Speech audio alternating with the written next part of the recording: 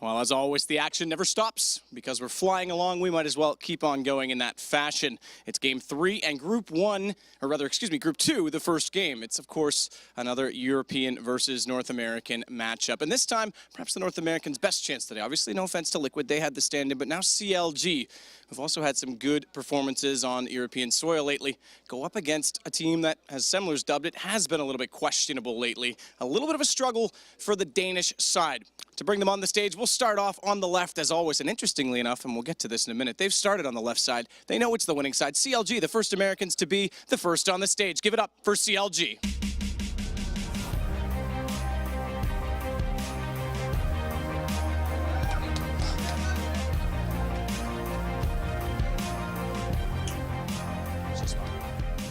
What's going on, Hazed? I noticed, by the way, that you don't have your man bun. There was a bet with Moses. I know you said it was voluntary, you got rid of it, but I'm hoping, and you can confirm or deny, that you're not like Samson the Great, where now your superpowers in game are gone. No comment on that. I will say, though, that Moses missed his opportunity. I think he did, too. I think he did. But you know what, though? Like, I think he was, like, just really out to get you as a vendetta. Like, we're up here talking about hair and cutting it. He can't even do that, so I don't understand why you'd be a little bit upset by that. But let's start off. You guys, famous for playing to the level of your opponent in some ways, always putting up double digits, close games. Doesn't matter if you're playing Fnatic, doesn't matter if you're playing Dignitas, doesn't matter who you're playing, it's always close. Today, you guys got to put your best foot forward. You know that they've been on a bit of a slump. Anything you guys come into, or expecting, I guess, in this best of 3? Hopefully some better play now that we have a coach on our side. He's really been helping us. He hasn't been with us very long, maybe a week or so, but he's already given us a lot of valuable information. Hopefully we can stop playing to the level of our opponents and just like play our own game and take games instead of, you know, having all these crazy comebacks or crazy losses. So hopefully we can be more consistent. You say it hasn't been that much time with the coach, but is there already any mid-round calling, any, you know, on-the-fly adaptation, or is he simply doing demo review and helping you guys with strats out of the game? Everything. He helps us with everything. He right now it's more of an observe type thing. When we're in game, he wants to see how we operate on our own, and then if he sees like a major mistake, he'll point it out and tell us to, you know, fix it. So. Absolutely. Now, you guys have had, again, some recent success with your roles, obviously coming into this as one of, right now, without Cloud9 here, obviously the 2 flagship teams in the U.S., probably the best chances. Is there anything, again, focusing on XTSM, questionable, team question mark, is there anything that you guys have notified about them, or because you guys haven't actually played them all that much, so is there anything that you expect to see from them, like map veto-wise, you know, scouting report, or is it not even going to be any strat game? I won't comment on that. God, I'm trying, man. I'm trying. Well, I won't pull teeth any longer then. I'm just going to get you out of my face because you're not helping me. But good luck. I'll let you join your team. It's going to be an awesome series. I finally think we'll see a pretty back-and-forth matchup. That said, though, we do have to introduce the next team. And much like Prince, these guys are now known as a symbol. Give it up for Team Question Mark.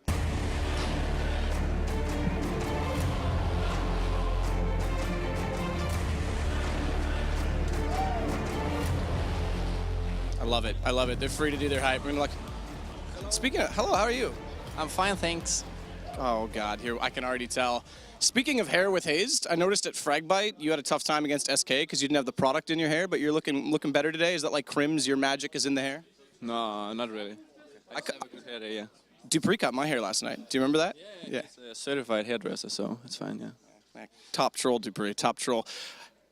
Look, let's get to it. Straightforward. We're not going to talk about all this nonsense on the shirt. We'll get to that eventually. We'll all find out at the same time. But let's talk about the in-game performances. They've been a little bit of a struggle as of late, arguably since Cluj, when it kind of started slipping away. What do you guys have to do to fix it? I mean, we've spoken a lot, and I think we've figured out our problems. Our problems like go way back before Cluj. We just won tournaments because of individual performances, and we like kind of forgot to work on the mistakes that we had, and they just build up now and like became more and more, and we know how to fix it and we're working on it, so it's fine for us. Good. Well, that's good to hear, obviously. Now, individually, you guys have been together for a while at this point in time. You know, there's been roster changes for other teams that have paid off. Right now, the arguable one was AZ. He's gone. You know, you guys have to focus. You know, Zipix has stepped up considerably.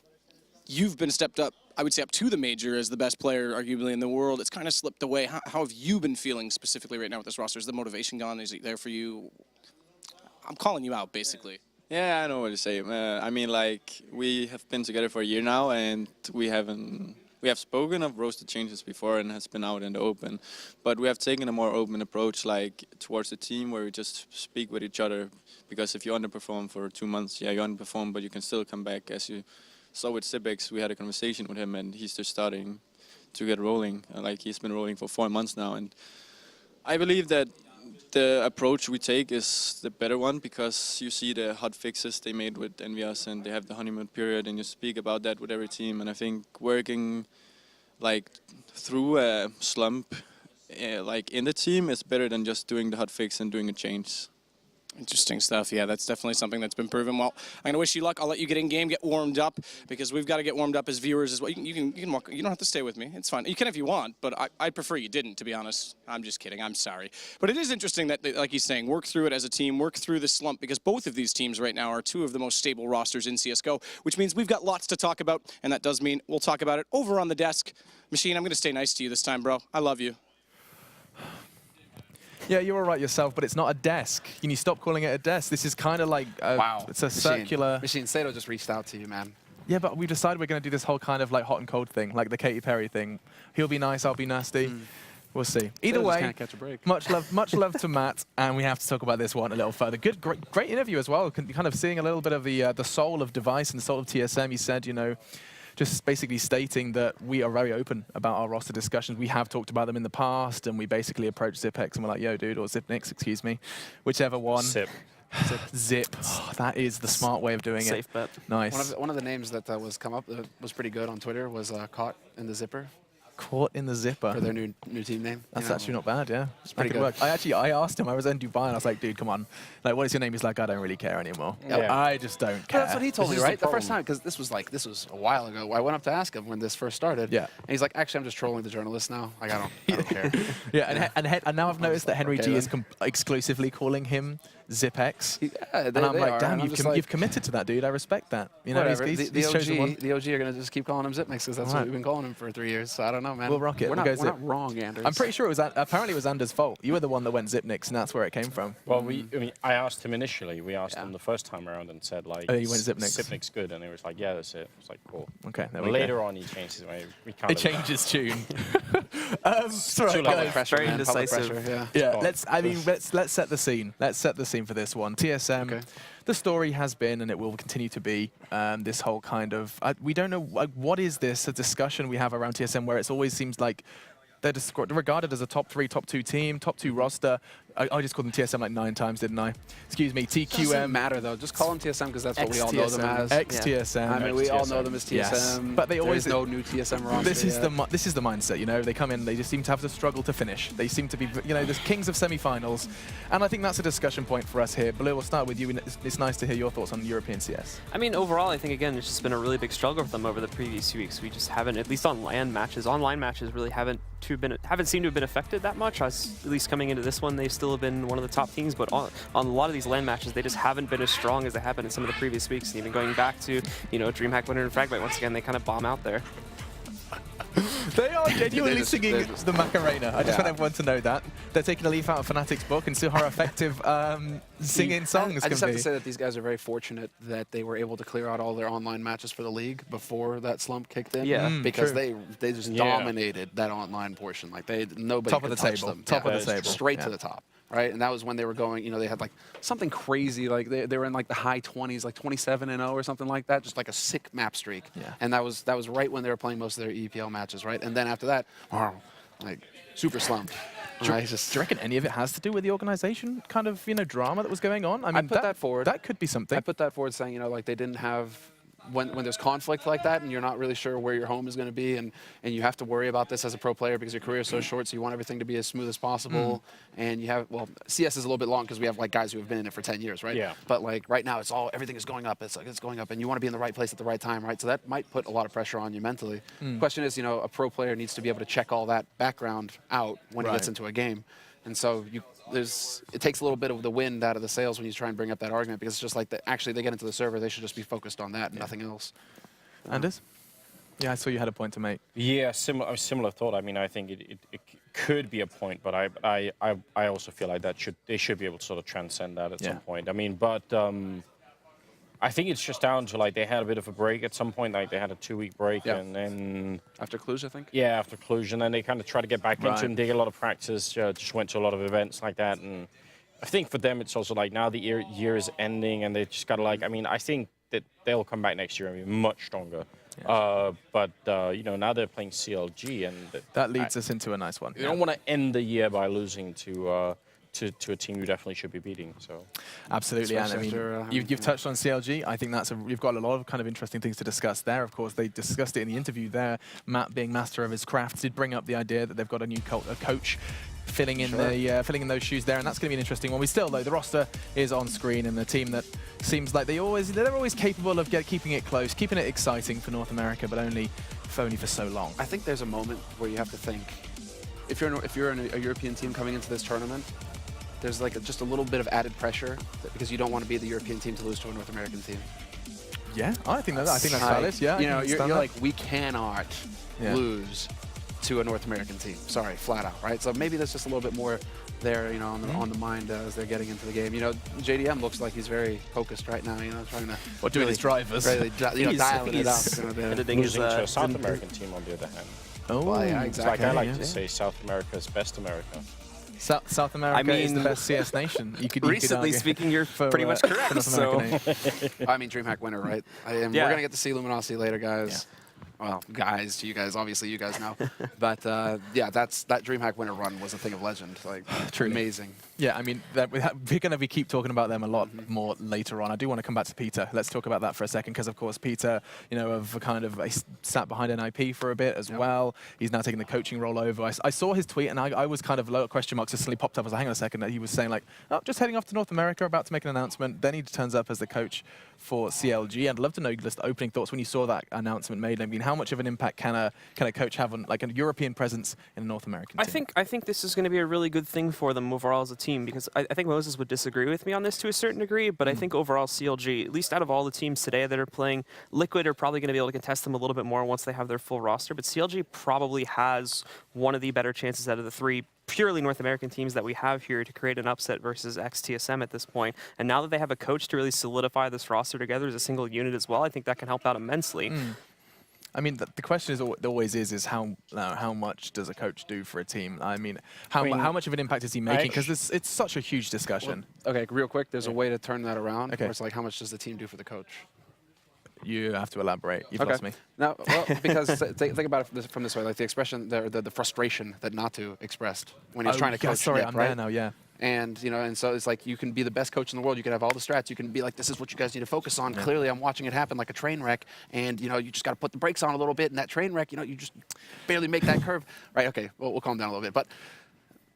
How much can a team actually do? They need to be able to cooperate. They need to be able to actually take what that coach is saying and apply it to the game. It comes down to Sean again. Sean said it just before in the previous segment. Respect. You have to have the respect for your coach, and I don't think that's something Natu had when he was doing that. Or have the confidence in yourself, because if you're afraid of what's actually happening on that server, and you know the coach can be telling you exactly what to do, but you need to be in that state of mind to be able to act on it, and so that's going to be a little bit of a mystery as well. CLG have been a bit of a punching bag race recently. That's no lie. You know they've been frustrated, and so. You know, are they going to be able to take what that fine Swedish gentleman behind them is saying and actually apply it in the game? I think in that regards, it actually does matter that Peter's from Europe because I think there's more of a chance that they will respect him.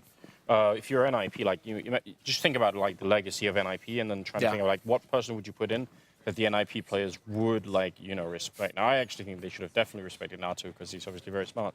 But I think maybe their minds were in a different place at that point in time, and maybe there were other problems there. Yeah. I don't think it was just like the NIP players were like, well, we don't care about Natu, let's just move on. I think there's a lot of other things going on.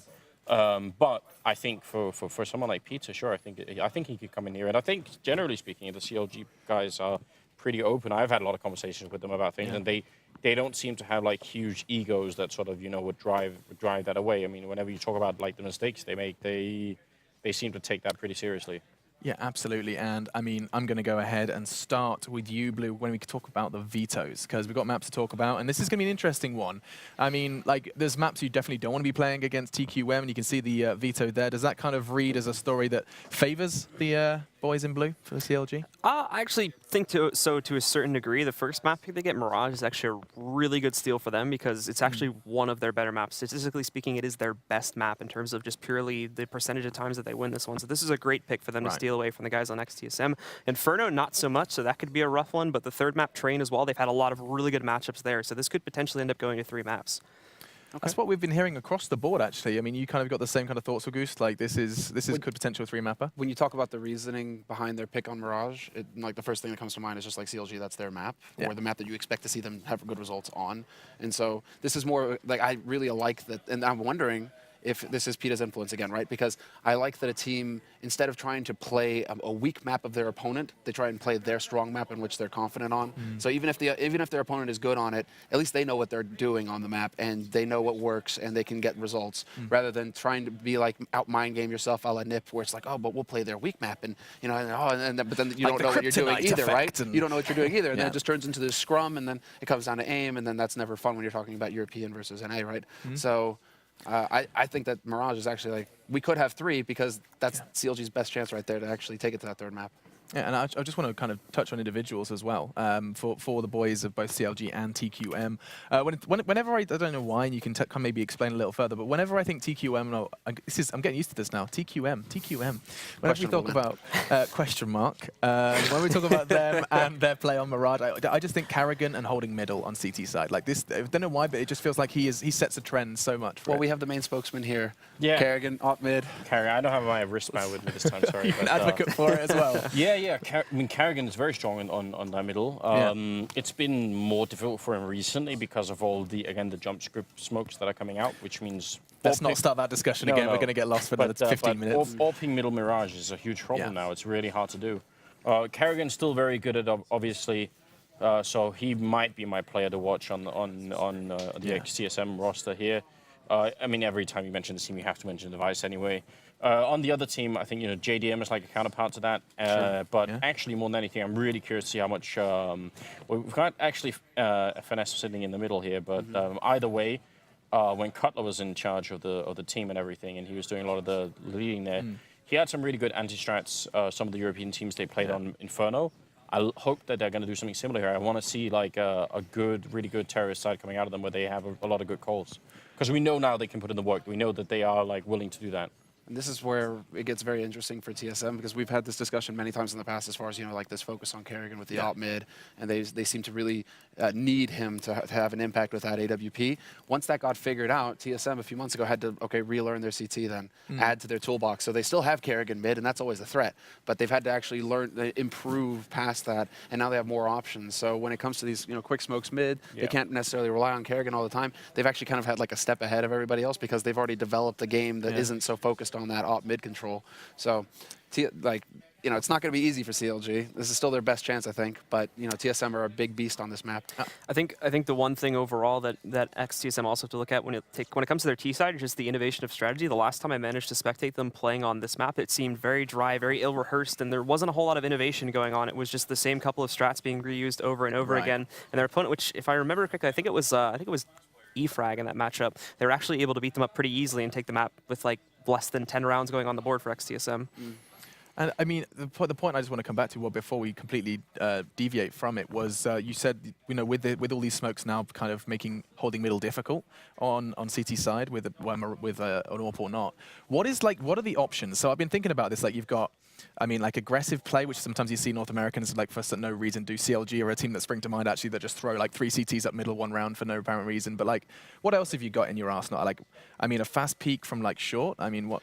You're going for coordinated pushes on the extremities. I think that's always why it's a joy to watch Mirage. It's always been one of my favorite maps to watch, flat out. That's the only pin I own. Because you have Because, well, me, it was like LGB, the first LGB lineup that, you know, basically I fell in love with Mirage watching them play because they were so good at that, at hitting the timings of knowing when to push into Palace, when to push into Pit, or push B halls. Like, just you never knew which way they were going to come. There was either up mid or on the extremities, but they were always pushing somewhere and they were always aggressive. That got figured out to an extent, and so they had to pull their game back and evolve again. But there's always that option on Mirage. Is really that map where it's just like you can push everywhere as CT and have an impact. Yeah. So it's all about those timings. Those timings for the pit push, I think, would be actually the big one, right? The flash over the wall, put 2 guys down there. Are they setting up for an A execute? No. Okay, fall back. You know, that sort of stuff is going to be key here for whoever gets to start on the CT side. Do you think that's going to have a big impact? Do you think, you know, whoever gets to kind of start on that defense is going to be working it better? I think CLG really need it. Yeah, I think CLG really need it. More for CLG than for TSM. So I mean, we're actually going to be looking at a pretty important knife round for the Americans. Yeah, I think absolutely. So. And I mean, let's keep this discussion going. We are just resolving a quick monitor issue with one of the boys of CLG. So while they sort that one out, I mean, let's just delve a little further. The other 2 maps as well. I mean, we have. Oh, do you have another point to make? Sorry, go. Well, I was actually hoping we could dive a little bit more talking about the individualistics of the members of CLG, just in terms of how they perform there as well.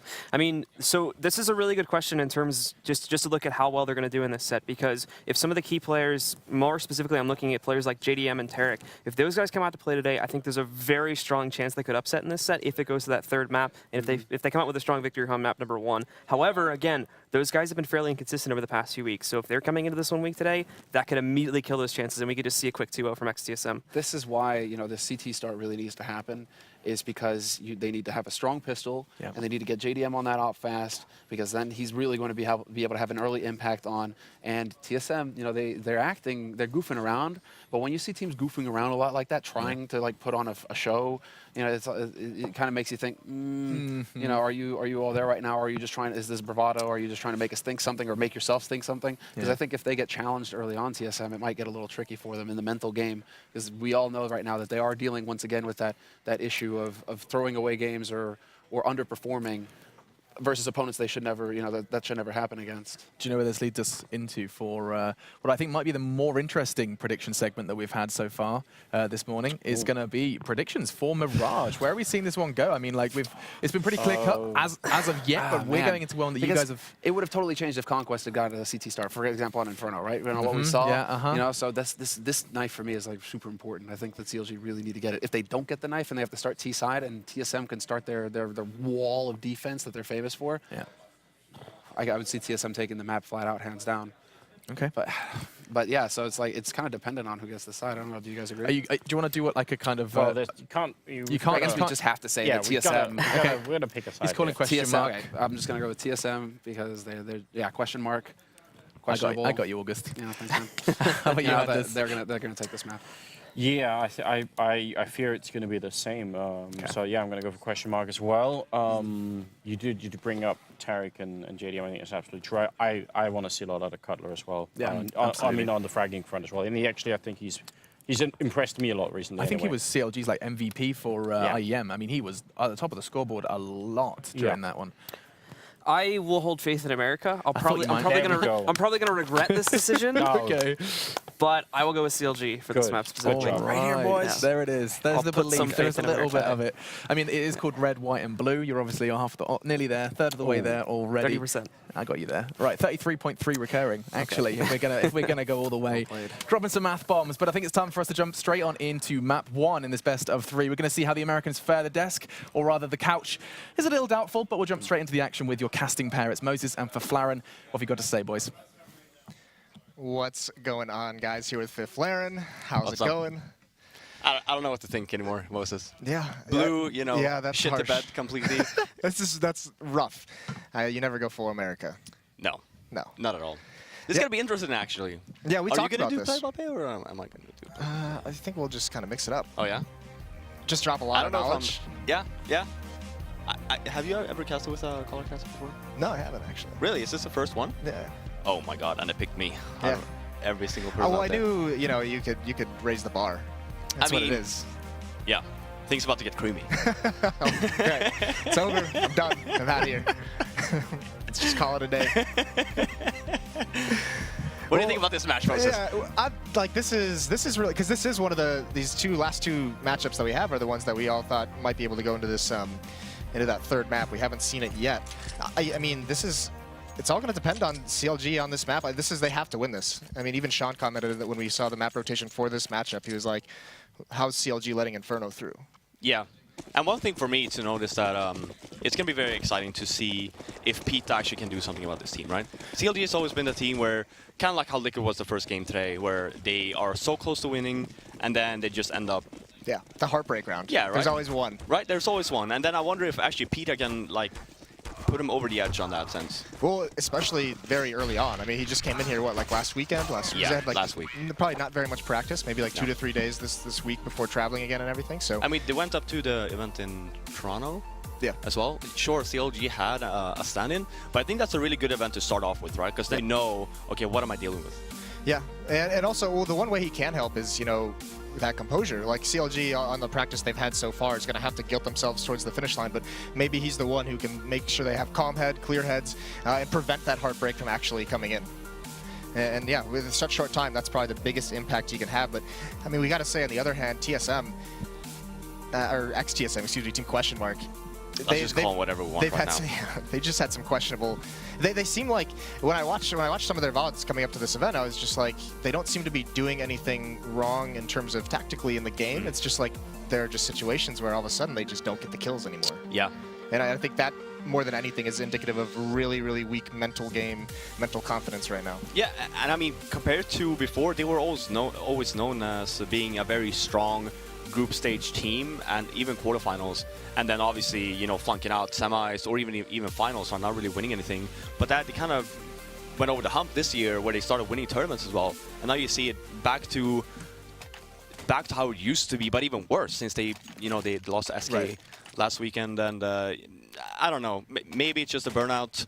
Last event of the year, obviously, for them as well. So, but they should have this in the bag for me, at least. Yeah, I would agree with that, especially with Inferno being that second map. But either way, Semler said the knife round was going to be important, and CLG wins it and takes that CT side. So that's a good start for them right off the bat. Playing a pretty retake strategy on this A bomb site where Smoke is going to come out to block off jungle. I really like this from CLG because, I mean, every single team out there, when they're on T side, they always end up going A, right? So just playing it retake is really smart. Just, yeah, let them plant, and then you go in with the nades that you have. You have a flash, you have nades as well, and a smoke from JDM. You can just smoke off the bomb side if you just want to try and defuse it. Yeah, the key is finding a kill on this entrance with this retake, and there it is. Kerrigan goes up a little bit early. He gets taken out by JDM, but more aggression over towards the mid to connector. And all of a sudden, it's down to this 3-on-3. Tarek's blocked off by Smoke, and the bomb is going to get planted pretty soon. He has cover. I mean, he can be doing it right now, but you can see they're a little bit wary of someone peeking, so they actually fake it out, wait for that peek, and Hazed wins the battle. So down to a 3-on-2, and very, very tough spot for TSM to be in. Out of nades, that's going to give Tarek at the range. He wins that battle, and Zipnik's all the way in the back now. Not much he can do. He's got players everywhere. It's the triangle of doom. Yeah, I actually don't understand why they didn't just plant. Sure, you saw the fake plant coming in, but when you have someone just guarding and you know that you have long-range USPs, just plant the bomb and play it there from there on. This was a really good execution of this retake, though. A nice shot from Zipnik. Oh, he gooshes as well. So FNS down to 6 HP. Got to be careful. Plenty of time to play with. So you can see another fake plant trying to, you know, see if Hayes is going to be, or if anyone's going to be peeking up from that CT spawn again. And if he wins that duel, but he's brought so low. 3 HP now. No more mistakes for Zipnik. He has to hit everything immediately. That could be a good find if he can isolate FNS on top of the stairs, but he's not able to do it, and there it is. He finds him. FNS runs out wide. Tarek's got to be able to find this kill. And playing with the bomb site, Zipnik is going to get it. An incredible round, and already the heartbreak begins in round 1. Why? You saw the jump as well. Like, you never jump the side there when you're in a one-on-one situation, because obviously you have the penalty from jumping. He's just sitting there stationed as well. And you see, like, the jump here from Tarek. Yeah. It cost him the run. Yeah, it was a headshot here, but when you get put in a situation like that where you know you have the health advantage, you can just storm him basically. Yeah, and it's such a shame too, because actually CLG played that retake really, really well that entire time up until that 2-on-1. So just an incredible round. It was even a 1-on-3. Yeah. Just Those are the mistakes that you just can't give up to these European teams. Like that has to be a round win. But either way, a little bit of an investment into the second round. Hazed and FNS with armor and upgraded pistols. Tarek has the scout. No damage quite yet. And interestingly enough, TQM, they only go for 1 SMG. So look for Kerrigan to be the one to head up first and scout, but it's going to be Dupree who falls to Hazed initially. Here comes the big hit. No one clears out FNS. He gets 1 kill, brings Zipnik's very low. He eventually gets cleaned out. And this is looking great for CLG. 5-on-2 now. And Device And Kerrigan, he had the bomb, but Kerrigan's got to get aggressive and mark it. And he's not able to find anything quite yet, taking a lot of fire. Eventually, he does fall, and Device, the last man standing. 4 members of the B bomb site for CLG, and Device has nowhere to go. Yeah, and this is exactly what CLG needed. I mean, just mentally losing that pistol, which is a round that you should have won, right? Think of it this way. If they ended up losing the game with whatever, like 16-14, yeah. What do you think they're going to blame? Oh, the pistol round. Yeah, you know, they're going to go back to that. Yeah. So now, I mean, winning back the eco is great for them. Obviously, especially after losing the pistol, which they really shouldn't have never have done. For question mark though, going B on an anti-eco, I never liked that idea. Like, you want to take over mid first, check out at least, smoke it off even, so JDM with the scout, you just get locked out to get some control first. Right, yeah, exactly, and very much as well. And that was the thing, Kerrigan also had the SMG, and he wasn't the first one. He wasn't the one scouting anything out, so they lost some rifles very early on, and CLG's able to clean it out without losing anybody.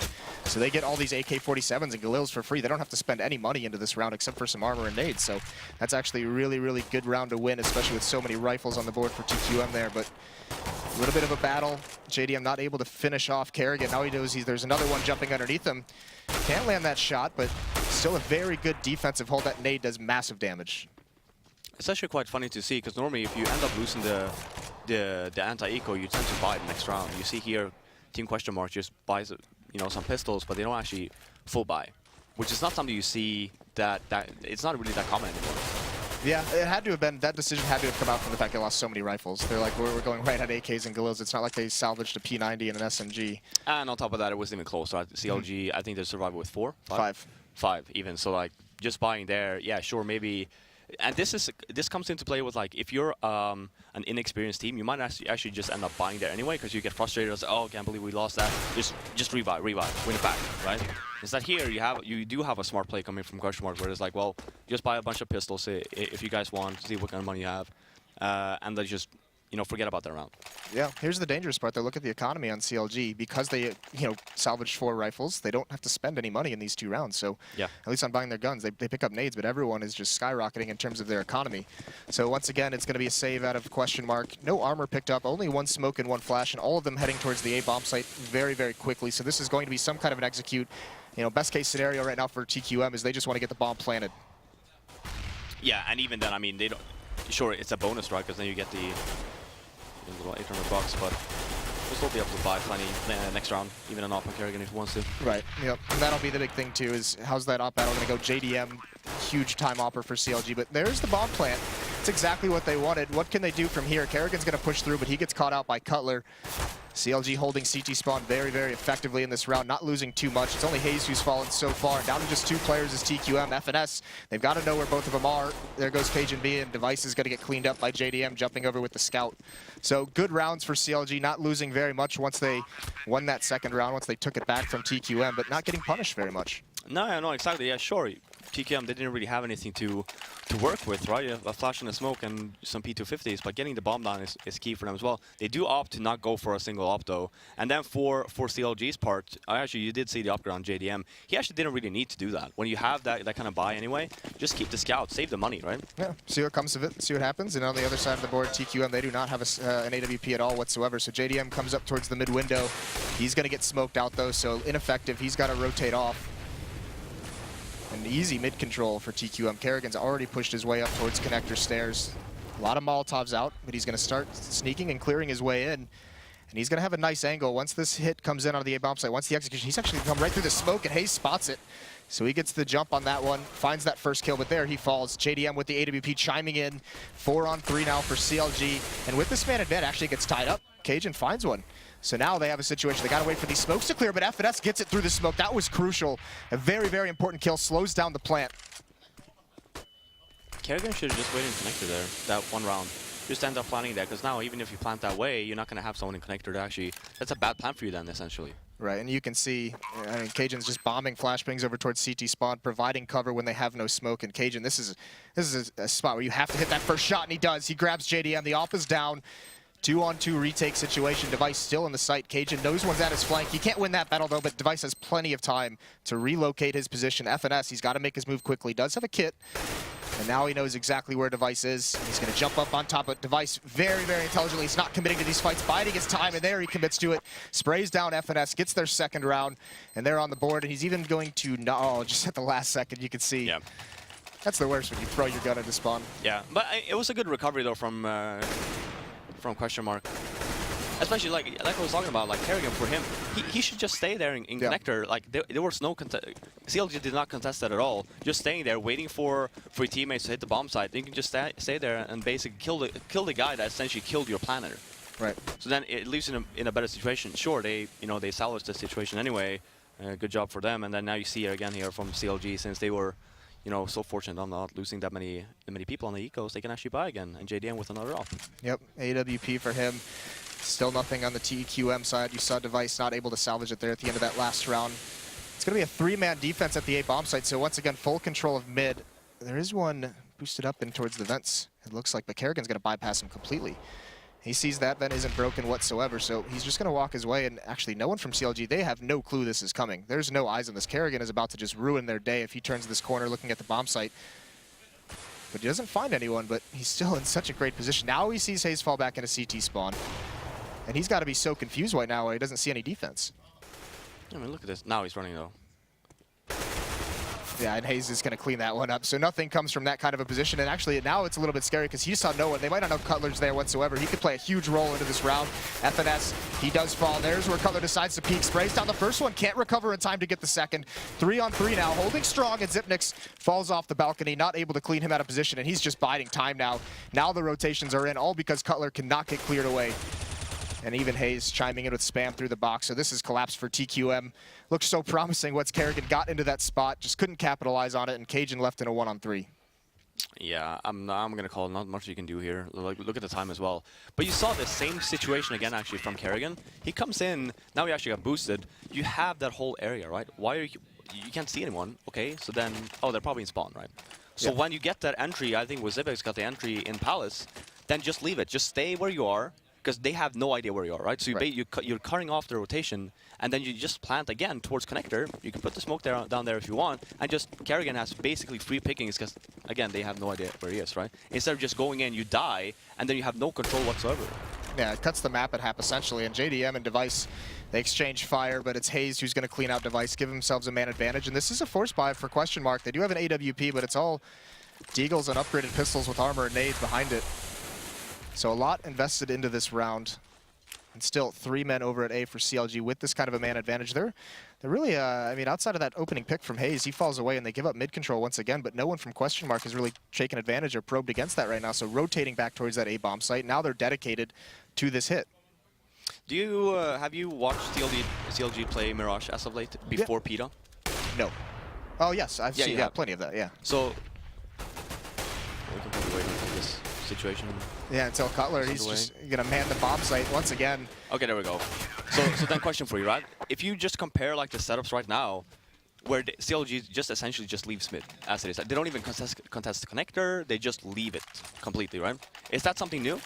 Or is that something that they have done before, even before PETA? It's normally when they challenge mid, it's when they have a double op setup. And they'll have, like, Tarek with an AWP will get on catwalk. They'll sometimes have JDM and connector or window. So otherwise they never contest it. Yeah, and well, actually what's new from them is, finding that first pick and they fall away from it. A lot of times it's like a battle where they stick to just fighting out there. But I mean, that's smart. Just get that man advantage and fall away from it and use it. So good stuff out of them. No armor on question mark, so this is a pretty big save round for them. That buy didn't work whatsoever, not even really being impactful and getting kills. So CLG now. Look at the money as well, Tarek. 8 grand, and then you had one, I think was Hayes on 1.7, someone with 6.7 as well. So the money situation here is running away from question mark. Yeah, especially when you force bind those rounds and you don't do enough damage. Nice find by JDM. Device peeks from underneath the corner of the smoke, but he finds it anyways. Bomb now coming up towards this A bomb site, up the ramp. No one spotted it quite yet. There's Cutler. Now he sees it coming. So now the rotations are going to be in full effect, but JDM's not ready for it. He was not aware that they were that advanced. So this is a scary spot for CLG to be in. Still a 4-on-3, and there's Tarek. He's going to save the day with 1 kill, and Zipnix doesn't have the health to take that fight, so CLG come in on the rotations. They salvage the AWP as well. 6-2 now, and yeah, this could start to get away from question mark. Now it's, you know, that question we talked about, a little bit of that mental toughness has seemed to have left them over the past few events, TQM. You know, can they come back from this one? I mean, it's so weird because if this was any other team, like any other top team, I would always say yes, right? But considering that they've been struggling as of late, and I'm sure, you know, they probably had nightmares from even before, I don't know, like, they need to pick up a few rounds here, I'd say.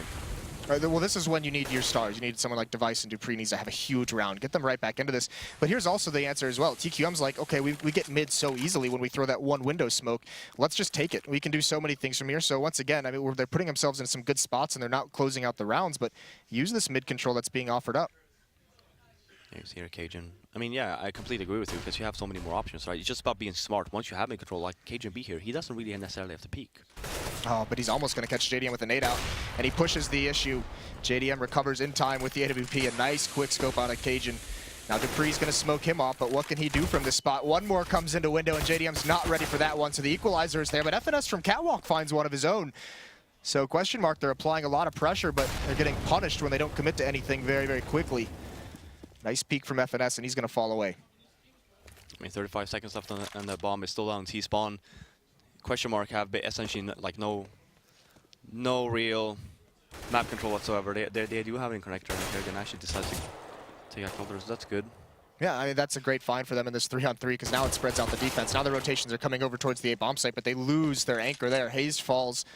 Now it's going to be a 2-on-3. There is some low HP players on the TQM side, but Tarek has the AWP to retake this with, so it's going to have to be FNS to find an initial kill to open up an opportunity for Tarek, and he misses that first shot, but still dedicated. Device, nice shot close up, grabs the angle, gets the first kill, swings out, and is eventually going to clean out Tarek, who can't land anything with the AWP. Third round for TQM. And that's the thing, the big time player Device there at the end to get those last 2 kills. Got him on the board. Now they have to start stringing them together. They need to control this economy. If they lose this one, it's right back into CLG's favor. And you can see, we talked about the economy that CLG had built up from so early on in this half. Now it's dwindled. Now if TQM win, it might force a save. Yeah, and you saw that. So look at CLG's approach there on the retake. TSM had, or question mark, had essentially no nades whatsoever, right? Yeah, look at this mid-aggression right now. They're switching things up. They lose that round. JDM's going to be the first one, and this catches TQM completely off guard. JDM with the triple kill. Great time to switch up the pace.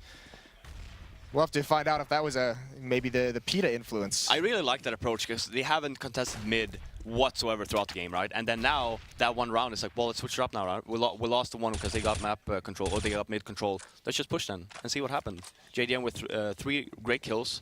And just, you know, question mark, you were saying it in the beginning of the round, they need to grind up some rounds now. So just like, if they had won this round, would have put CLG on an eco, right? Instead, you still let them with you still are not through the stretch where CLG, you know, will have a sloppy buy or, you know, force buy. You're not there yet. Right. And, you know, that push is a beautiful call, but even the call to just fall away afterwards. Look at this, all 5 members back into the bomb sites. So they're not willing to risk getting picked off. JDM, he's in a spot to grab information if they're going to be dedicated to the A bomb site, but he's able to turn around very, very swiftly to support Tarek. And a little bit of a tough angle to deal with as the remaining TQM members encroach on this B bomb site. Nice shot from Device, he lands it, and even JDM falls. So all of a sudden, now it's on a retake situation. Now it's a scary spot to be in.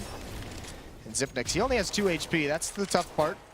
And there is going to be 1 CLG member flanking in those B tunnels, B halls, and Zipnix, he's got to hold Catwalk, but he can't land it quick enough. Only 2 HP. Hayes, that's an easy cleanup for him and Device. Last one left at the bench in a 1-on-3. Got to come up with some kind of a hero play. Can't land the first shot, and that might have just be it. Not able to get that kill. It's just a matter of time, and Cutler's going to be the one to clean him out.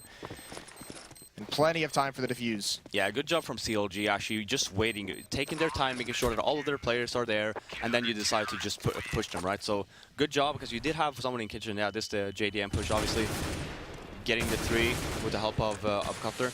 But yeah, very, very actually cool and calm and collected, retaking that bomb site.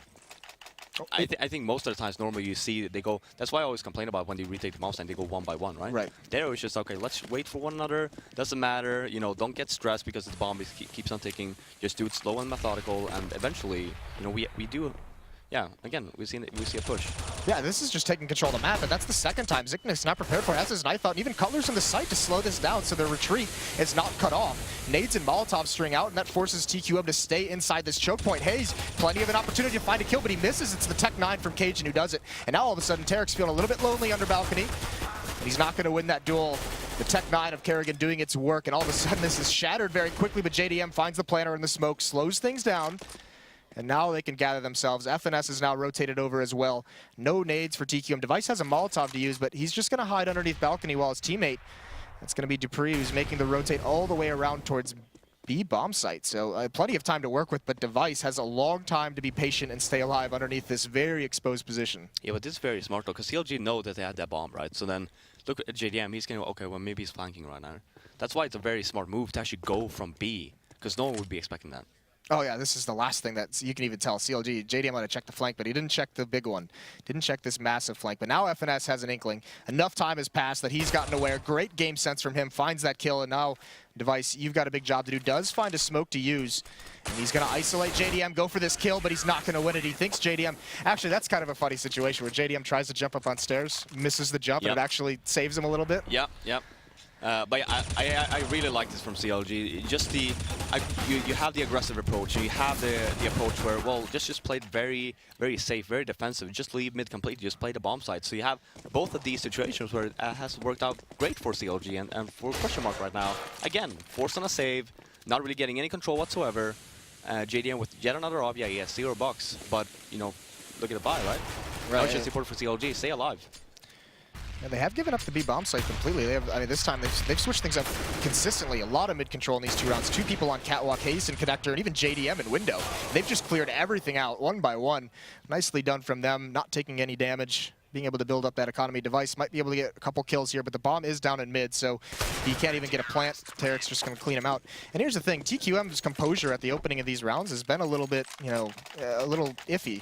Because that push, they caught, JDM catches so many players with knives, and they spent so many rounds getting mid control for free. Great change of pace there, but then the next round when they push into halls, I mean, Zipnik's had his knife out as well. Yeah. No, it's time now for question mark. It's like, just take your time a little bit. Yeah, you can take mid control, but just play a little bit more defensive in the beginning.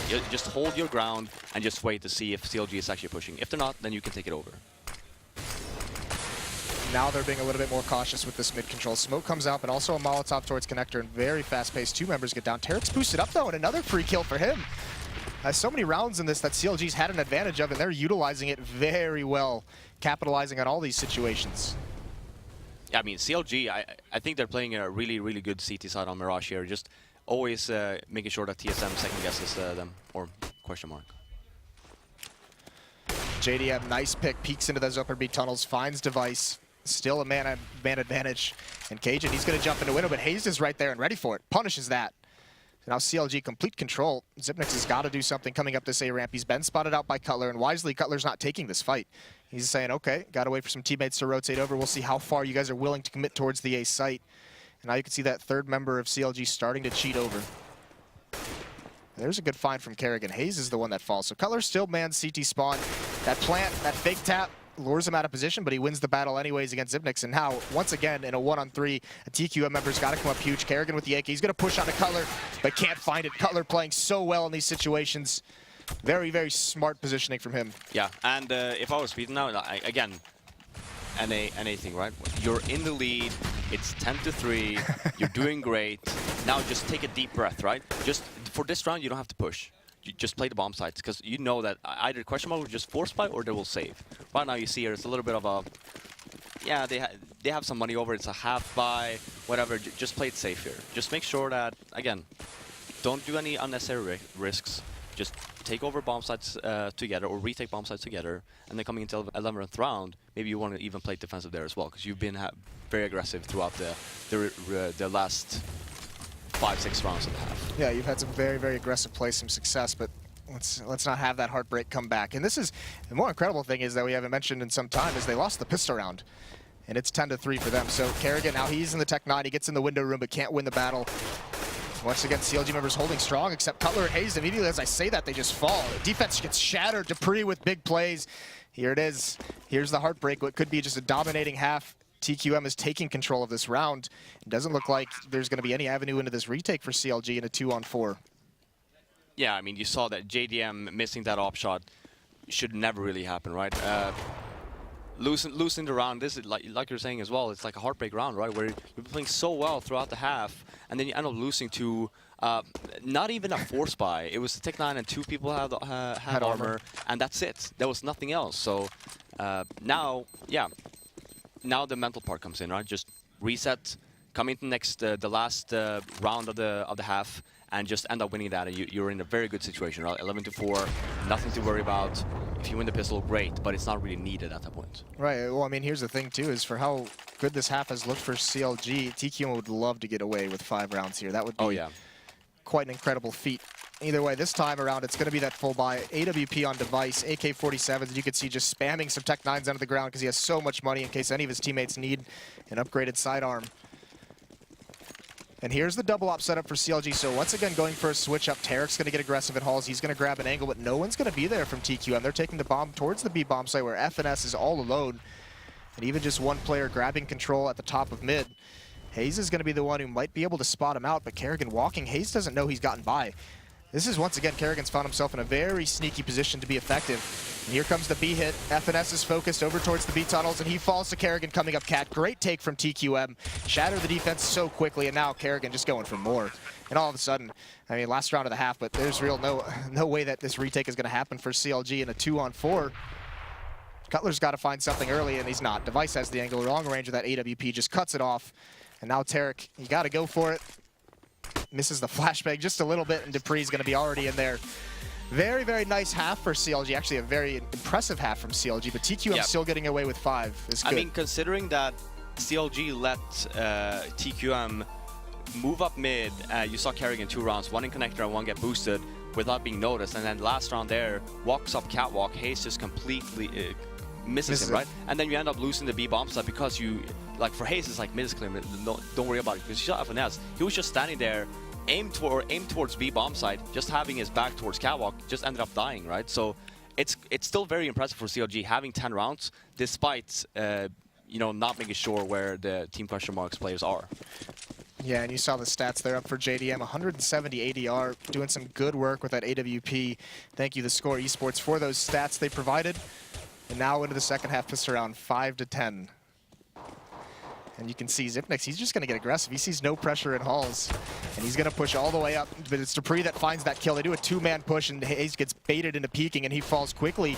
And CLG, they look like they want to put a little bit of pressure on, but the catwalk prong of this attack is not here yet. It's just going to be 1 member now, and Zipnix trying to bide his time, and they land the shots. The rotation is in. You can see, look at TQM, 4 members here, and this is going to get shut down out of CLG.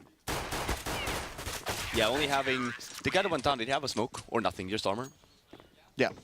Yeah, so only having 2 flash, well, decoys as well, but 2 flashes hitting the B bomb site. Just use 1 of them, and Question Mark, very smart. They're just playing a very passive, getting the entry, just dropping down and just work together on the bomb site. For CLG, like you're talking about as well, they didn't really wait for the catwalk guy, right? So they pushed B, and then catwalk came a little bit too slow. And then it wasn't really quite synchronized. One of the T-side pistol rounds CLG has loved on this map is 1 going towards A and 4 in those B tunnels. So maybe TQM with that quick rotate, you know, that's something they scouted a little bit. But now buy up into this second round, except for JDM, who's the opper. He's saving the armor to try and have that in the 4th round. And you can see, trying to take these range battles with the pistols, it's not working out. This is a completely different style of mid defense that we're seeing out of TQM. 3 members peeking, 1 from connector, 1 catwalk, and 1 window, and they shut everything down. Yeah, I mean, that's the beauty of Mirage as well. When you have so many options, you can either contest A, or you can play very defensive, you don't really bother with mid, but you play retake A as well, or you can push mid and you just leave A and try and retake that way as well. That's what Question Mark is really, it does a good job with, where you never really know what they're going to end up doing.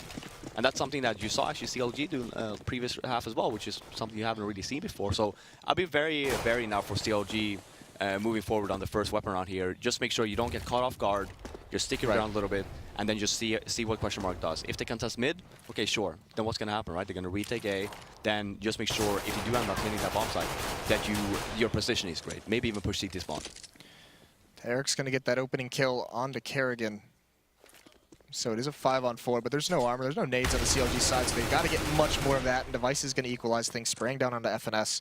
They'd love to get a plant here. It is a little bit of a retake strategy, but like I said, there's no smokes on the CLG side, so I mean, they can't block off any of these rifles, and it's just going to be easy pickings at range. Cajun actually commits very, very wide to this fight, and he's just going to tap away. Device comes in, clean up some of those kills, give Cajun some nice assists, build up that stat. Yeah, just trying to do some damage towards Team Question Mark here. Nice job by him. It's actually Tarek that got the kill, but it was I thought the same thing when it actually happened. I was like, did he really get outaimed by a Gawk right now? But Tarek actually had the P250. It looked fantastic, though. Yeah, so the first buy here, obviously you have the op on Kerrigan. He's known for being a great opper on this map. I mean, he's good overall, but this map he excels at. And JDM has it on the other side, so, you know, not investing in armor now, he's got it. So could be a little bit of a duel, and actually Kerrigan with this angle, I don't know if Hayes did spot him, so he forces him back. Some nice spam through the edge of that wall, just puts enough pressure on Kerrigan. He's down to 57 HP and falls away, so now we have mid control, and that's a missed smoke, so that does not go where they wanted it to. And now they're not blocked going up catwalk, so they have to readjust. Yeah, it's a very important smoke to actually miss, because now you have to spend one more there, and if you want to, you know, get connector control, and then you see bomb moving towards A. You need those two smokes to cover off CT spawn and stuff, right? So well, you can see they called it off. He just said, I missed the smoke, I'm coming back. We're just going to do 4 men towards A. So there's an important prong of this attack that's missing, is someone coming or lurking up connector. There is one over towards the B bomb site. He's alone, and that might be for a very, very big flank later on in the round. But now the execution comes out. TQM drops a Molotov on top of the ramp, but Hayes runs right through it. And Cutler's going to get the first kill on a Device. They still haven't cleared out one member on the balcony, and that's Cajun. He's going to find one. He gets a second. Crucial play from Cajun. Very, very patient. But now everyone else from TQM blocked out by the smoke. Hayes has control of CT spawn, finds that kill, and Dupree very quickly is the last man left on stairs, and he's got 3 people to deal with. And there it is. FNS finally comes in with that flank coming from connector, and that's the first gun round for CLG. Yeah, and I mean, great job from CLG. Like you were talking about as well, FNS missed the smoke. They end up calling it off, going towards A instead. Exactly what I was talking about. Hayes pushes down CT spawn to get more control. Love that. Yeah. That's perfect, because if you don't do that, he's going to come from CT spawn and just going to get sandwiched, right? Run from connector or jungle, and then from CT spawn. Instead, take control. You end up winning that fight, and then it's basically a round 1, right? You have so much control of the bomb side and the actual whole of A side. You can't retake that. Yeah, it's so difficult if there's a terrorist in that CT spawn, so you're right. Very, very smart play, but another missing nades. Yeah, Device missed that nade in window. The Molotov from CLG comes out, hits a fence post. So, a little bit goofy with these grenades, but either way, once again, CLG maybe, I don't know if it's because of that Molotov, but once again, it looked like they wanted to go up catwalk, and now they just reconvene back towards the A bomb site. Very similar to this last round.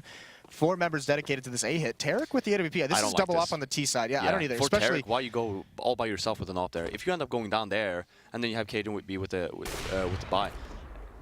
Yeah, exactly here. Now you essentially now you have no control. You have one over up in mid, and you have 3 guys just waiting to hit A. Yeah, you relinquish map control. Now you get punished for trying to take over halls late. So 5-on-4, Cajun in much the same spot he was in last time, on top of the balcony. The bomb for CLG, though, has gone back towards the B bomb site. So they've swung it around the map, and this might be a situation. They're going to send one player. That's Hayes. He's going to go up ramp. He's got to find kills, and he's got to do it quickly. He's got to make some kind of a presence. Just spamming through the smoke isn't going to do it. Now Kerrigan's going to punish him, but now they know. They say, all right, we got that one kill. No one else is here. And now you're going to start seeing Device on his horse. He pulls out the knife. He's rotating already. FNS coming up catwalk. He's going to slip by the rotation, but already the attack in the B halls is just getting demolished. JDM with the op can't do anything quite yet. Zipnix is going to find that angle over by Van. He's going to get the second kill as well, and he's someone that Device actually mentioned has been playing very, very well these past few months. Yeah, and yeah, with Tarek going down there, I really like the approach. That's a Peter call right there, where they hit the A bomb site, they win it, and then next round, just do essentially the same thing, but you fake it towards B, right? If Tarek would not have gone down there, then it would essentially have 2 guys that would be faking, both Hayes and Tarek there. Tarek with the op, watching Palace, and the Hayes just walk up. Instead now, he goes down, and then you essentially just have one dude running up A with an AK. You're not going to fall for that fake.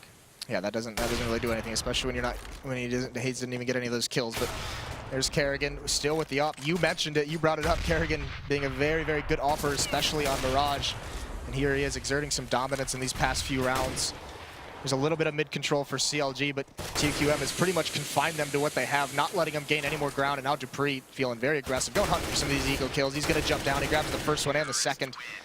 3 kills for him on the round. So 11-10 now. CLG still in the lead, but it's dwindled.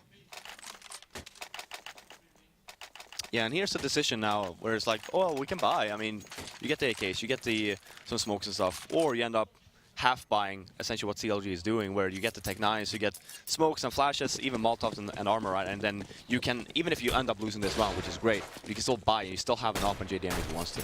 Right, you still have that ability to deal economic damage, keep the money for the CTs in check, but that's not going to be a good start. Device just spraying through the smoke at the corner, finds that first kill. The Molotov comes out to prevent him from doing it again, and now they're going to send 2 up connector, 2 up the A ramp.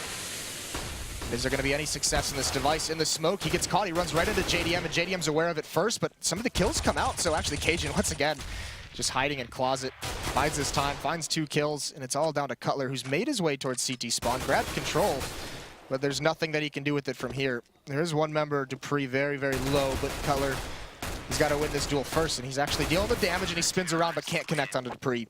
So 11-11 now. Yeah, getting 2 kills, probably not what they were hoping for. At least try go for a plant, right? So even if you end up losing that round, you can essentially lose this one as well. You can still do a little bit of a buy. But yeah, again, it's a good buy here from CLG. You have the op on JDM, you have all the nades, you have mollies as well. You even have 3 Molotovs so here. So probably going to see a well-executed round here where you use 1 smoke or 1 molly in the sniper's nest here and the other 2 just to take control somewhere else. Delayed mid control. They do have the smoke in window room, so Device is going to be completely blocked off. FNS coming from underground, so this time there's not too much aggression here from TQM to protect this kind of mid pressure.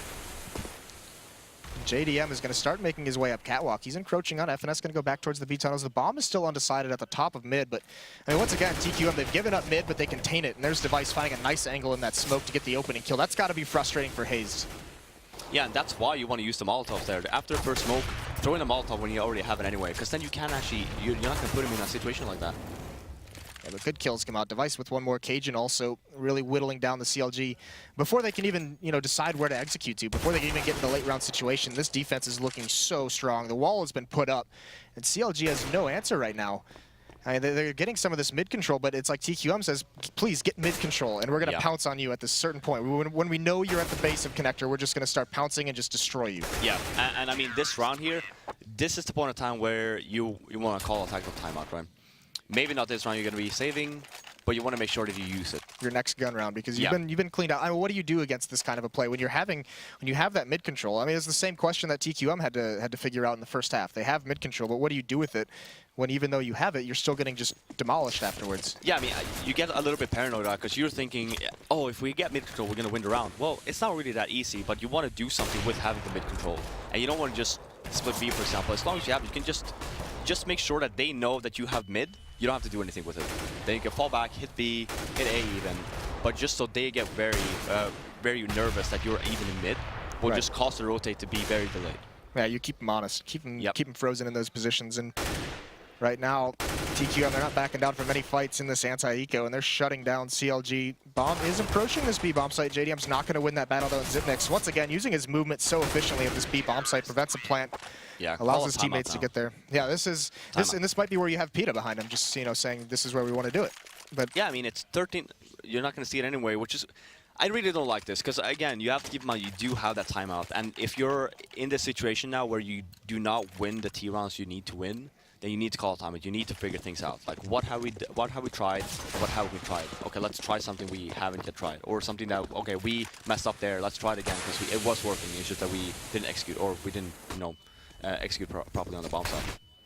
Yeah, either way, this is going to be tough. CLG still with just 1 gun round in this half.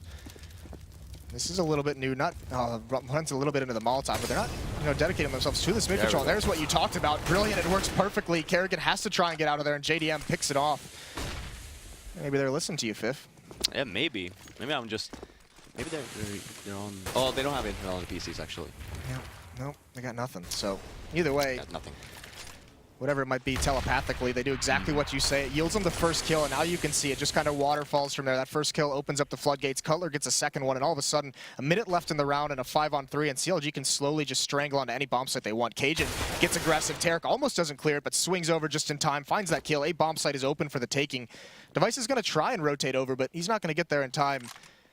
And CLG have a really, really strong hold in this match. And now, Device is even smoked off now, so he might have to go for a jump up, try and kill the planter. JDM had the angle, but the timing, he looks away just in time, and Device can't land either shot. And now it might be a call to save here for TQM.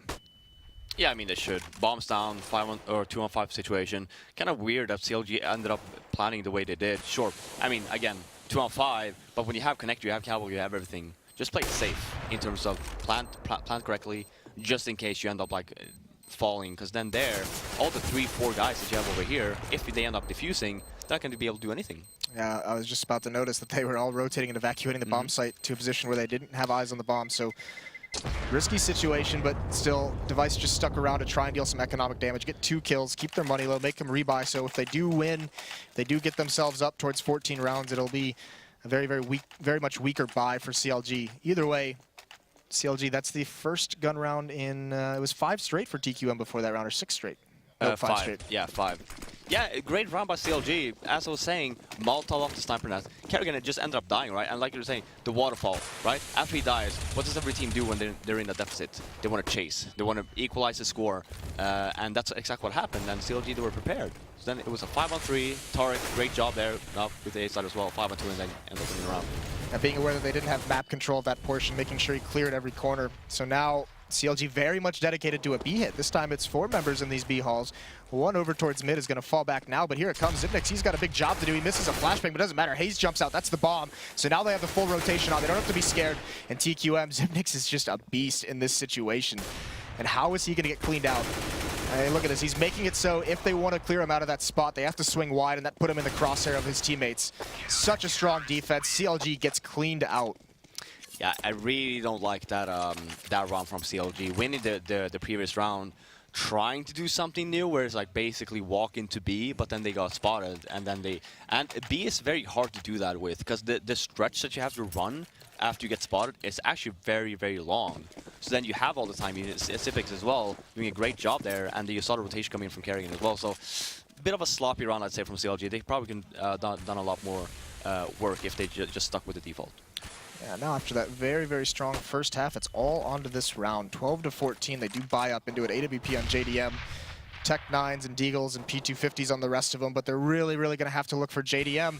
That Star Opper, he's the one who's got to have an impact. Find him some kind of an opening, get a first kill, and he's confined to the A ramp. That AWP hasn't really put it into play yet, so they're going to execute up the A ramp, and hopefully he can just stay far back as his teammates run up, and they're just hoping that he picks off any kind of defender that swings out too wide. Yeah, I mean, this round, I would love to see that the previous round. Because this one is not something you've done before. And question mark, look at the positioning. Very retakey kind of way. You only have one guy contesting. And Cajun's been very, very patient in those positions. And there it is. Kerrigan swings wide. He gets one, but not worth it. Hayes trades him off. But the rest of the attack has been stalled out. One Molotov has just slowed this down incredibly. And now it's JDM's turn, and he might be able to catch him off guard if they're saying, you know, that was a pistol, but it doesn't matter. Device is there.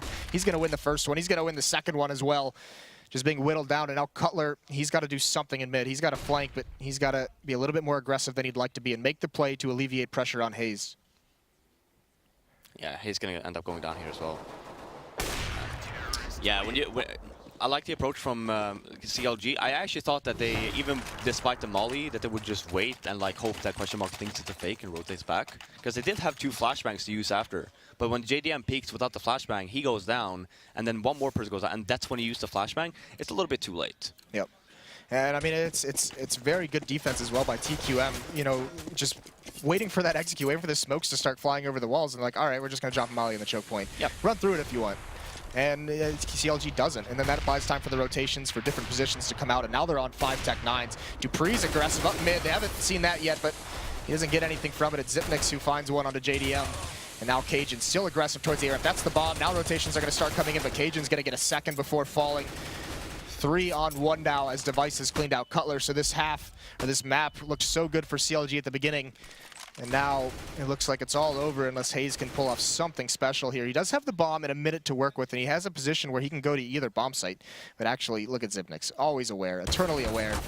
He's going to deal the damage, and he's going to find the kill in the end. So 16-12 for TQM is first map. That was CLG's pick on Mirage. First half looked great for them. Yeah, and I actually just look at their approach to the game as well. That's why I thought that PETA, despite just being there for a week, right, actually found some stuff to work on. And then coming into T side, first off, when you notice that, okay, you only win two rounds on your T side, But we noticed when you end up losing the pistol and the 3 rounds, you win the 4th round, and then it just escalates, right? You end up losing 5 straight rounds, call for a timeout. Because obviously something is not working. If you end up losing 5 straight rounds and you don't have a reply to it, then something, you know, you need to figure something out. Yep, and they never end up using that timeout, and I'm sure that's what the analysts are going to be talking about over on the couch. So take it away, Machine. It is like the Mr. Smith quote. You know? We certainly can dissect that one a little further, Moses. Thank you very much for yourself and for Flaren for map 1 there, going the way of TQM and doing so in quite a convincing style in that second half. What a first half from CLG, though, as they managed to... I mean, we were actually... The main discussion we were making was, I mean, 10-5, 11-4, that extra round could have really made a world of difference for the American side. Anders. And why the hell didn't they win it? Because the round that they gave that up on wasn't even like a brilliant round out of the Danish side. It was just like the pistols, and then they just end up winning it. It's so painful. Does it not feel like this is just the same story again and again, Blue? It doesn't stop. So close for North America, but nothing being gained from this one, unfortunately. So let's look at this objectively. Like, what were they doing wrong? Like, what happened? I mean, the first half everything goes great, and it's just in the second half everything just falls apart. Unfortunately, they have this great lead, but then they immediately start to drop the ball from that point forward, and the mistakes just start piling on top of each other, which again gives the lead back over to TQM, and then they just take the victory from that point forward. This was a pretty clear example of like how CS can be structured up. You know, when it's not like Envy who are winning 4 spies and just throwing everything out of whack, and it turns into this. This is TQM winning the pistol, winning the rifle, and then game's tied again, guys. You know, and it's just like, and they're just looking so solid that it just feels inevitable. It just feels like it is not going to stop. And I'm guilty of that as well. Like, you see 10-5 and you're like, wow, CLG, this is it. Here we go, 3 mapper. And then actually all of a sudden that second half happens and you, like, those rounds just go like that. Like, you blink and you miss it. All of a sudden, you're right, it's tied 10-10. I mean, they had what? The pistol, 2 buys, and we were level. Like, that was kind of all CLG could really bring in. So, like, man, it is just really painful to watch NACS. They even had some. They even had some good. Shots they had some good all day. answers, I think, to some of the stuff that was being thrown out. Some of the smokes, again, we pointed this out before the game went live as well. Those smokes that landed in the window, the Molotov in the connector, that's become like the standard opening for taking mid control. Once you're on the terrorist side, you just smoke window, you throw a Molotov into connector, and then anyone playing AWP on the other side is not going to have a fun time. And CLG actually come up with some good answers. Like you saw JDM pushing top mid, three people with him. They had a double push on catwalk, right? So they had some creative ways of trying to like deal with that whole issue, and it still wasn't enough. I mean, it still turns out that those smokes are still just too good. This is one of the rounds here. Good job on production here. This triple push here, right, is meant to directly counter. You can see the windows smoked here, and if they hadn't been killed, all of them by JDM, then they would have thrown a Molotov in the connector as well, and that would have denied any kind of mid control, which is all that TQM wanted. But you started to see it really as well, because like then the next step behind that Molotov is smoke up onto short, then you start pushing ladder room, then you start messing around there on the T side, and CLG, we're coming up with ways to deal with that short smoke. We saw a round where Tarek gets boosted up immediately. The smoke goes down, boom, he gets boosted up onto the boxes. So he's cool. looking into mid, right. he gets a kill, spots some info, falls. It was just like you're just thinking, oh So boy, cool. we got a game. Like, this is possible. They're doing it. They're doing Right. it. And then And all of that goes to show exactly what we've seen earlier when it's been, like, I think when it's been Cutler like being a little bit more involved, and even if it is like FNS sitting in the middle right now, just the fact that they're willing to put in the work, you can tell. I'm sure even if Cutler's no longer leading, I'm absolutely sure he's still doing a lot of work and looking at demos and stuff like that. He has to like continue. I don't think you can stop doing that once you start doing it. Like it becomes too important, right? And playing on the CT side, it's so much easier to look at demos, right? But once you're playing on the terror side, you can do some of these things. But once you're playing on the CT side, it gets a little bit tricky, right? And that's what they ran into. That's once it started getting into the danger zone of like, okay, TQM, they're tied up now. They've got a good economy. The pressure really started to set in on CLG. That's when it felt like they started making those mistakes again. The big thing. are you thinking about Hayes? Because I'm thinking about Hayes. That round on B where he took the bomb in first, where he didn't on peek his out own, very quickly. jumped straight out. No, that's another one as well. Oh, sure. Yeah. Well, yeah, Tarek coming out of B apartments. I think that was the big thing. Where it was like the Hail Mary play, and you when it starts turning into pushes where the first man out, it's almost like watching Freiburg on Nip. It's like he's like, I'm gonna do it, guys. He goes out. He's like, guys, anyone, team. team. Like, where is everybody, right? You know, you can't have, you know, your first man into the site and then 3 seconds later the next man show up. Like, it just, that's, you need to have this. This is where you start to really see, like, the Fanatics, the Envies, when their entry man, he goes in first, and then he knows he's got 2 guys on his ass right behind him, and they're going to get that trade frag, and then you just crush onto that site. That's how it's supposed to go. Right. You don't run in drips and drabs and just let yourself get picked off one after another. And you know, yeah, to just kind of bring up CLG's kind of the things we can commend them on was the fact that we could hear them talking, and actually Comms were good. The comms were really were good. Tight. It was good, especially on their CT side. We did lose them a little bit on the T side, wouldn't you say? I mean, the biggest thing that would have really allowed CLG to get back into that match and keep that lead going strong into the second half would have been if they were able to restrict XTSM's economy right from the beginning, but they failed to do that. XTSM started off strong, and they pretty much continue strong for the rest of that half. So they don't have this advantage. And then, again, they were into that problem that you were talking about before, where they just don't really have that courage or that overall, that willingness to push out onto the sites and whatnot. So they get timid, and Conquest did this a lot versus Fnatic as well in that last set, but they just sit themselves either inside of the apartments or wherever they're pushing out from. They never really make any progress, and then they're just slowly picked off one by one by the members of XTSM. And I mean, one of the interesting observations we made, I think we need to start talking about map 2 before we run out of time. But we just wanted to bring up. I did want to bring up the whole kind of device playing mid more than Carrigan was. But you know, because the whole point I made was like, I love Carrigan on CT side. He was actually kind of vacant. It was always device who was left to his own devices on that one. Oh, see what I accidentally did there. Carrigan wasn't. He was. Once he got that off, he actually was key to me because he was so difficult. You listening to CLG, they're trying to guess, like, okay, where's he going, right? And Carrigan, it's almost like fighting games, right, where it's like you train your opponent into certain habits, and then you break that habit, just catch them off guard. So Carrigan kept going mid connector every time, and so CLG at this point, they're like, okay, where's Carrigan? Oh, he goes connector every round, right? No, he's up in B apartments waiting for Tarek to push in, and boom, he kills him there. Oh no, he's up in Palace, and he wins the duel again versus Tarek when they had 2 ops on CLG's side. He was all over the place, Carrigan. He wasn't just sitting in mid. He was really doing a fantastic job of making it really difficult for CLG to predict where that op was, and so CLG just kept losing a guy. They just, you know, they were always it was top down priority for them. They needed to try and find him, and that's where it gets truly frightening, and especially for CLG's side, you know, you have to. It got to the point where Peter has to walk up and be like, "Are you comfortable taking a fight with Carrigan mid?" He did say that because. You know, you're going to have to shut him down somehow, and you know, you need to be able to have the confidence to go up against him one-on-one and win that duel. So I think that's the main thing. It's just that CLG, it's a confidence question. As soon as the road gets rocky for them, they really struggle. Well, you heard it from Semler. It's a confidence question. Let's see what they had to say, how confident they were feeling when we spoke to them earlier on today.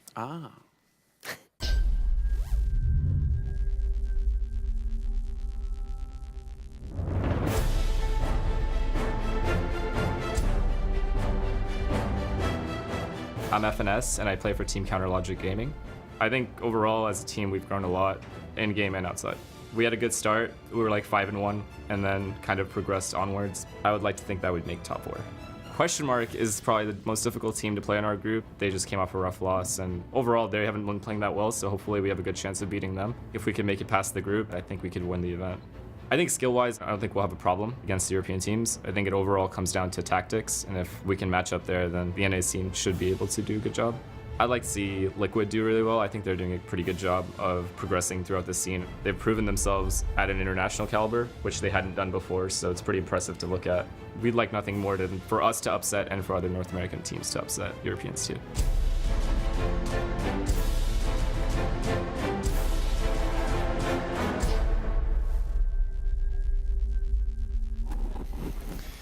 And so, I mean, confident words there from Finesse or FNS, whichever way you want to cut it. He's saying, you know, if we win the group, we can win the event. I mean, yeah, I mean that makes sense, dude. But you got to do that. You got to do that first step.